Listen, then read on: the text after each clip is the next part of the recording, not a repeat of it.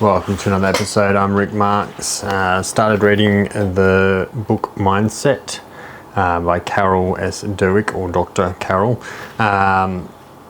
So far it's been amazing. I wouldn't say there's a lot of insights being shared that I already didn't know around growth mindset and fixed mindset.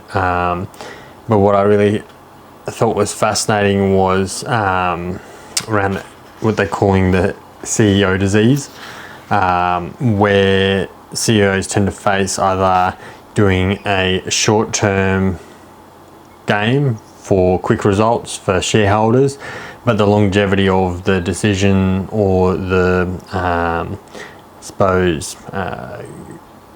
plan isn't long-term, so it's not sustainable. And this was highlighted with Chrysler Motors. Koa, I believe is the name, and how he did a very short-term implementation, which then led to, in long-term, the demise of Chrysler Motors. And being fixed mindset, he wasn't developing what the market potentially wanted tomorrow. He was stuck on what the market wants today and yesterday. And where he ran into trouble was with Japanese motors. That was where, I guess, the tipping point. They were stretching and moving with what tomorrow looks like, and telling the market what they want. And that's, I guess, a sign of a really good salesperson, a really good company, is those that convince you that what they're selling you need. Whether you do or don't need it, that's a different story altogether. They then highlighted and looked at another CEO for IBM, Lou Gerstner, and how he had a growth mindset, and it caused a lot of issues because in the short term there wasn't much growth gain or impact to the company when he took over. However, longevity wise, IBM pushed through and stood the test of time, and what he implemented came through. So I guess from that, it echoes to me around, we often expect instant results, and we seek instant results. We're looking for something that's going to be a quick fix. That's why there's so much success when you look at those get rich quick schemes.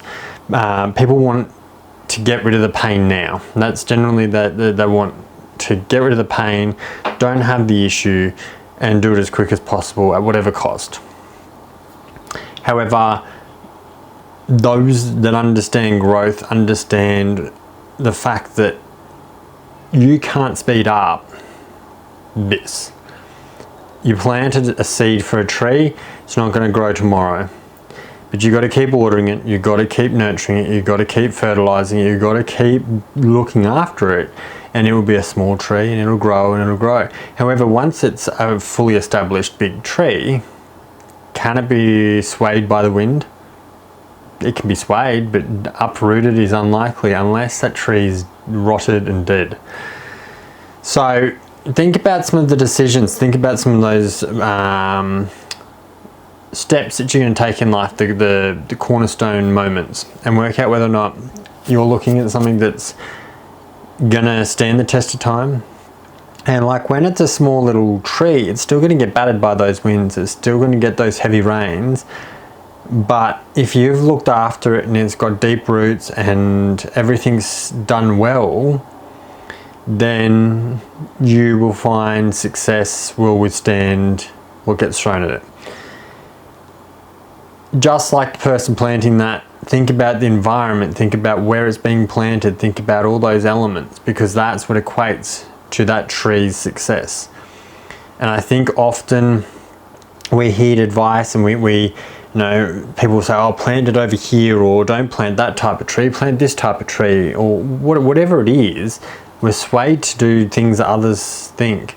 But for some reason, possibly you have an idea to cross a gum tree and an oak tree, for argument's sake, and you really believe that that's going to make this awesome tree, using a hypothetical here, and you just think that business will do well for whatever reason, and you need to just stick to your guns, stick to your gut and listen to that. So yeah, I thought that was fascinating. Think the long game, don't think the short. Because if you're thinking that you're going to get a startup, and this is why I guess for a lot of people franchises can become disheartening, because it's like a shot of business, but maintaining and having that longevity.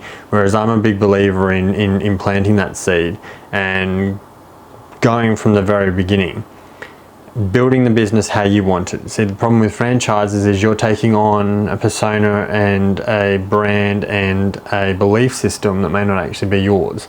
Whether it's a pricing schedule, whether it be the way you run business, or you're encouraged to run business, you're told to run business. I'm not too familiar myself with a lot of how the franchises work, but I know a lot of it is you're buying in, and there is a certain set of rules, and there's certain things you can and can't do. There's certain proximities you can and cannot work, so that you're not crossing over other people who work for that same franchise, cutting in on their territory.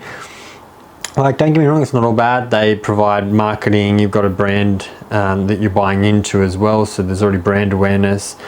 But you've got to weigh up all the pros and cons and understand what you're actually getting yourself into and whether or not that it works for you or not. Like I said, for me personally, I'd rather build something from the very beginning, from scratch, and get to design the exact I guess, image and business that I resonate with, rather than being told you have to do it this way, you can only work these locations, you can only. However, we will, and a lot of those don't even offer you guaranteed business. They'll try to give you, case studies, and similar people in the business have done well, but you need to weigh it up and work out whether the blood, sweat and tears putting that in for another brand or another company is what you want to do. As I've mentioned in previous videos, I run another side hustle of landscaping and garden care. Built that business from scratch. It's just not a multi-million. It's not doing amazing as a business. It's designed as a side hustle, and it's designed there for me to bring in a bit of extra. It's a workout, it's a number of other elements, but I own it. I'm the boss of it. I decide if and when and how I want to make it all function and operate. So when you take control, you're in control. Obviously, yes, I'm not getting fed work.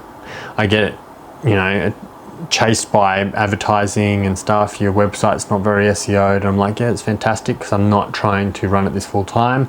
I'm not trying to do something that you think that I want to do with my business. Now, I'm appreciative that people want to try and use their skills to, sell, as I've talked about before. But again, you got to stay on target, work out what you're doing, work out what your end game is, and go from there. Don't be swayed. Work based off what your goal is. If you found it good, I'll hit a link in the description for this book. It is pretty good so far. I am still very early days, but yes, understanding the growth and the fixed mindset, and also looking at the childness of at what point in life did we go from thinking about we could be astronauts and do anything we wanted to being, I can't be any smarter than I currently am. So if you've enjoyed this, hit the thumbs up, like and subscribe. Monday to Friday mornings, 9 AM, new video comes out. To the next video where you'll see me. Have a great day, and bye for now.